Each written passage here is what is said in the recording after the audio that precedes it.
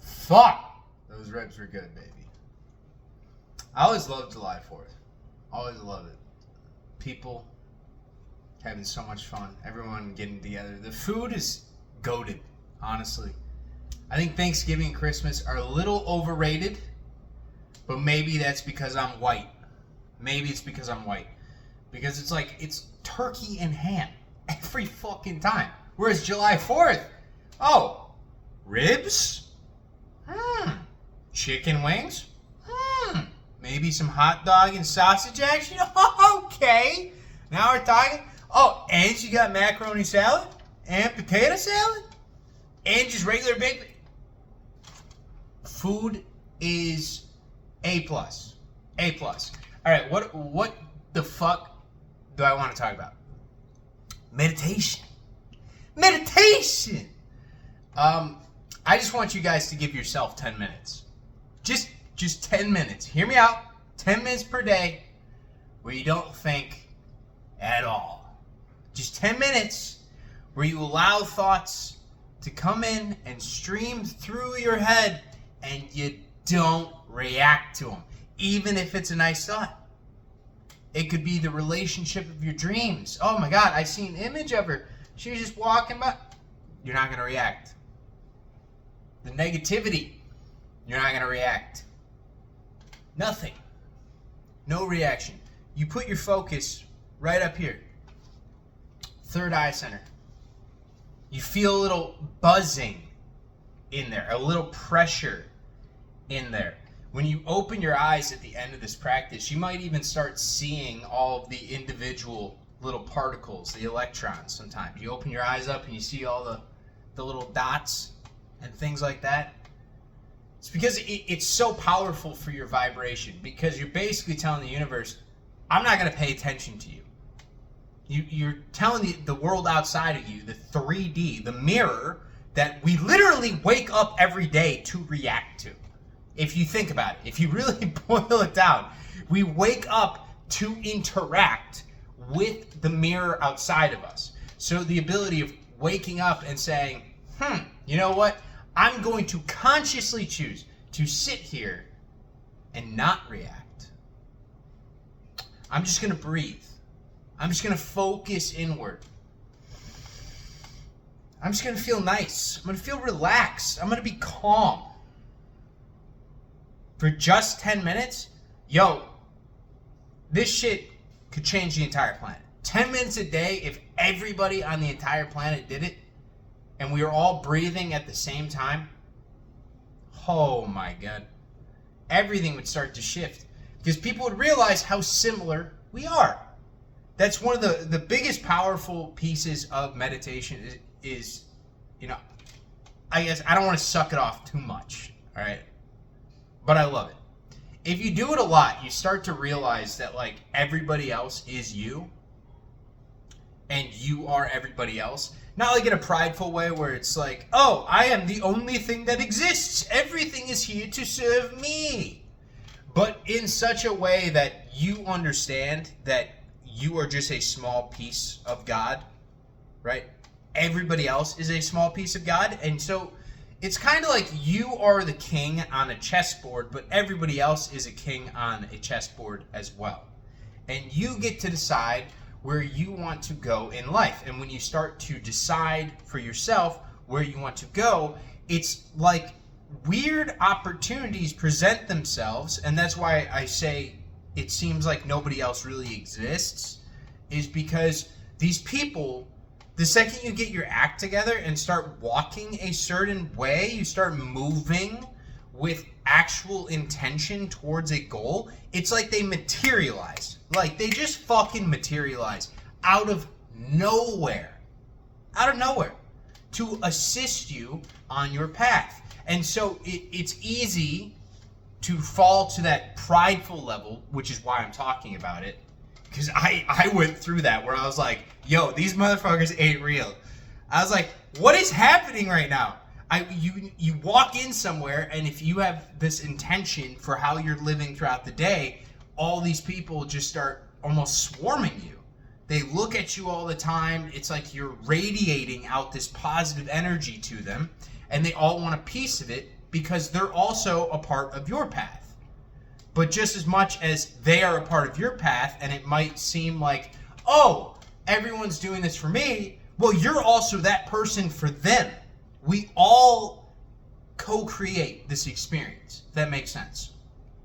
And so everyone is kind of waiting for everyone else to do their part. We all want to do our own part, but also enjoy it when everyone else does their part, because they show up for you, but you also show up for them. I want you to think about all the products, all the different movies, all the media, everything that you've ever enjoyed in life. Because another piece of meditation is you start to learn that there is a utter neutrality to everything. An utter neutrality. Nothing is good, nothing is bad inherently. You get to decide whether it is good or bad. And so, for myself speaking, I absolutely love music. I love music. I could listen to it all the time. Some spiritual people, some parties may say, oh, well, consumption of anything on the outside of you is not good. You are reacting to the mirror. You shouldn't be doing that. But our job is to be a human. It is to enjoy our path and to be able to react to the mirror in a loving way. To find the things using our own skills of discernment that bring us the most joy. And so, in that case, when Electric Callboy, you guys are going to have to look them up, all right? Think, how the fuck do you describe Electric Callboy? I mean, Eminence is another one that I really enjoy. Dio is another one, but Electric Callboy, look this one up. That's your homework, okay? It's like techno mixed with screamo and electric German vibes. It's like these German dudes that have a bunch of music videos, and they're absolutely hilarious. But the music is high vibe. It's all about love. It's all about sharing your experience with other people, actually embarking on this journey of life. And so it's very uplifting. It's like festival core. Is that a fucking thing? I don't know. People dance around to it, they fist bump, but it's also metal at the same time. So it's kind of weird. It's not like a mosh pit metal show. It's like oh shit, we're in electric country. This is like a festival type vibe. Okay? Where I'm going with this is when COVID hit years ago, right? And they brought on a new singer. And they started changing their vibe. They started walking a different path from where they were before. And they changed their name. I believe it was like Eskimo Callboy before. I never really listened to them. I was never really a fan of them. But then they actually stepped into this higher alignment for the band. It was such a good decision for the band and for the music and what they were creating that it attracted me to them. And so I've listened to pretty much all their albums since. I listened to their songs. I'm planning on going to one of their concerts when they tour in the United States.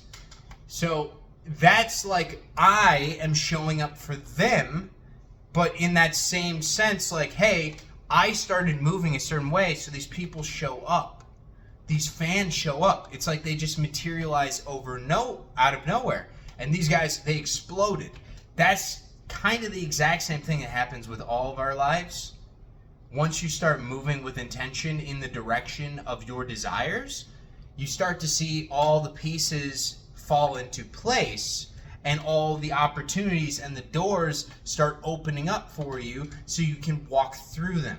You can't perceive the doors, you can't perceive the opportunities until you change your focus and your mindset to be one of a singular focus of attention towards the fulfillment of the desire. And this is a good time for me to say, don't hold the desire strongly, intensely inside you all the time. This can lead to a lower state of being. We call that lack. We talked about that one before. Where it's like, oh my God, I don't have it right now. Yeah, bro. You don't have it right now. That's okay. You're on the path. You're on the journey. Let's just be present right now and enjoy it. But when you have that desire outside of you and you create this finish line somewhere off in the distance where your happiness is, hey, I got to have the desire. I got to have it physically before I can be happy. It causes some problems. So being present in the moment and just enjoying the fulfillment that you gain from being on the journey and falling in love with the actions and the opportunities, whatever it is that you're taking on that journey. Okay? It's such a powerful thing to be able to do. And you can unlock these understandings through meditation. I mean, okay, I'm going to glaze it a little bit more. I'm just a little bit of glaze. A little bit of glaze, no Diddy oil. Okay? We're having a good time. I'm having a great time right now. So, when you take that time away, when you take it away from the world outside of you, you will start to get what I call downloads. They will just be intuitive knowings that come into you. Because when you aren't reacting to the mirror outside of you, and this doesn't happen immediately. Usually it takes, I would say like 3 weeks of practice, 4 weeks. That's when I started to notice the actual noticeable changes within my own life, is because I stopped reacting for about 10 minutes per day. And then I got up to a point where it was 25 to 30 minutes. And I would do a guided meditation where it was just like some very light music, put you into a trance-ish state, and you just can let go. You can release everything. But when you release everything, when there's no thoughts going on up here anymore, like it's actually genuinely cleared out, and your heart is calm, and you're breathing in unison, and you have your focus just entirely on your body, you start to feel the energy flow through you. And from that point of being, it's like Jesus talks about in the Nag Hammadi scriptures. Oh God, what was the name of that one? To be filled and lacking. I don't know. Somebody can correct me, but you basically have to empty yourself out in order to be filled. But as long as there is a part of you that is lacking, you cannot be filled. And what he's basically saying, and I'm paraphrasing the shit out of Jesus, so like, it's okay. It's okay. He's the GOAT. We're friends. It is what it is. So when you have that state of lack, what he's talking about is like you have this void within you that you're conscious of. You're saying, I don't have something. I need something. I need divine guidance. I need this. I need that. And the energy signature you're sending off to the universe is one of lack. It is one of being unfulfilled. And so you always will receive what you currently are embodying. What meditation kind of does is it shows that you are completely fulfilled within the moment, because the longer you can go, especially after being heavily addicted and anxious from fucking society, bro. From society, bro.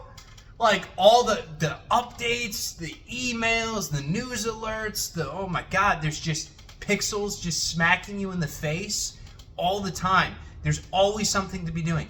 And when you turn off the tap, when you can just sit there and breathe, it is so peaceful. And you find that little taste of fulfillment. Just a little taste, just a nibble of fulfillment. That's when the guidance comes. Because that energy signature that you're sending off to the universe is better. Right? You feel better. Give it a fucking try. Don't take my word for it. I'm just a dude on the internet. Don't take my word for it. Try it out.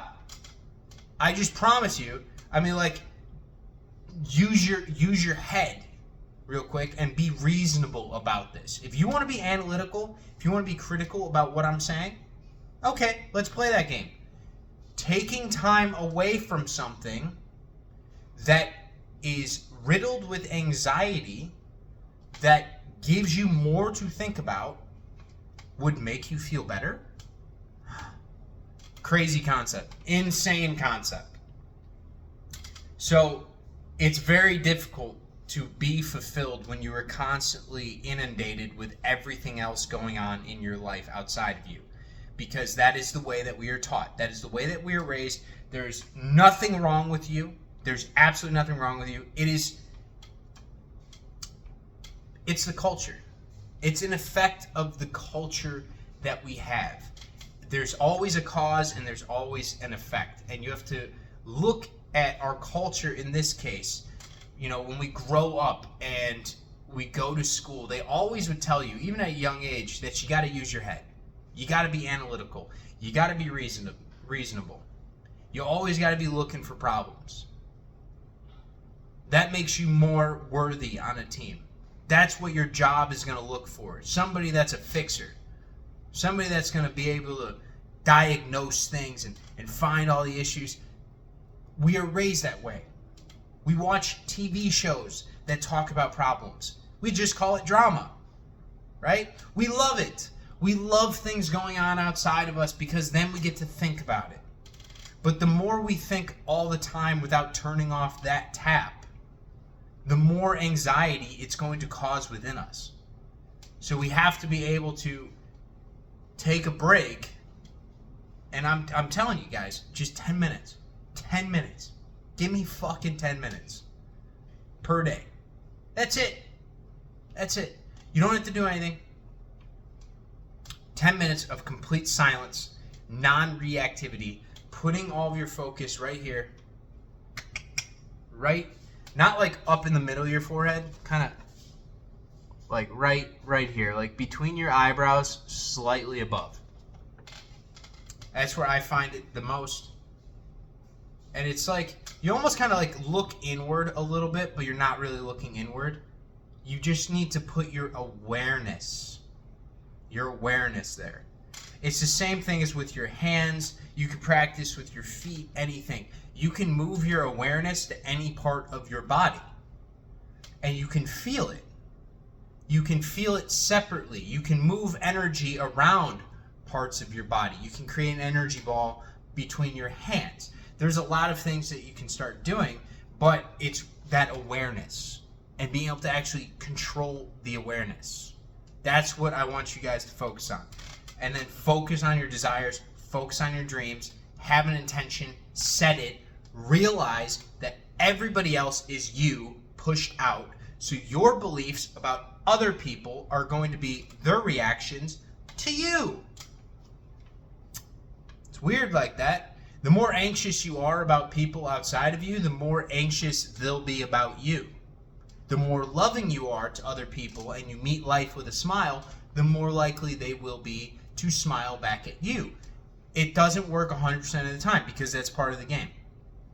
Okay? It's just when you're in a higher vibe, you attract people that are also on your path as part of that vibration. Go back. I did a video, Pools of Reality, a while ago, which explains that one more. It's like fishing. The higher you vibe, you're fishing from a different pond. You catch different fish. Okay? Learn to turn off the tap. Go within. That's where the kingdom is. You want to find God? He ain't in the churches. He ain't in the books. He's not in the pews. He's nowhere outside of you. He's always been inside of you. He never left. You did. All right? Time to go home. Love you guys. Namaste. Catch you next time.